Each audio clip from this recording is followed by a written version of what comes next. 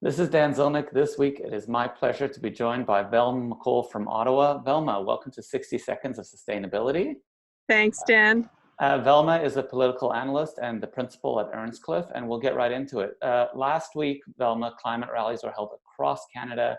In Montreal, Greta Thunberg actually visited, and it was estimated that 500,000 people attended this.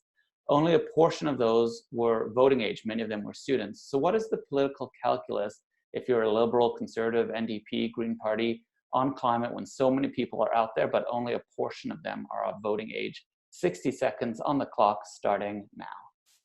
Great. Well, the climate rallies were, of course, global, but it was great to see the turnout that we had all across Canada, in towns, small and large, etc. People voted with their feet and got out there. And I think the question in this election is, what will climate conscious voters do?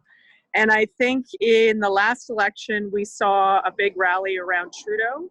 And there's a question about whether the Liberals are the only place for those voters in this election, with the Greens and the NDP also stepping up. And I think that is part of the choice. The other thing I think that's really going to matter is whether that vote turns out.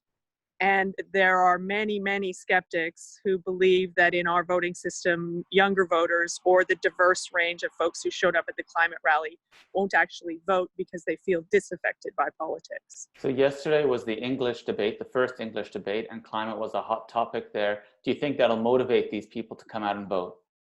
Well, it's interesting because in 2011, there was not one single question asked about climate change in that election in the leaders' debates in French or English, which is kind of crazy. And here we are in 2019, and it dominated. It was a whole section in the debate, and it dominated the conversation in a couple of different areas. So, again, I just come back to, is this become a vote determinant for people? Is this part of the values that they'll bring to the ballot box?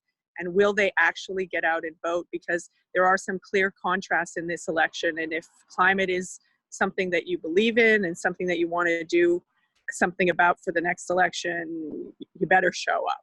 Perfect. Velma, thank you so much. And everyone, get out there and vote come vote time in October. Thanks, Dan.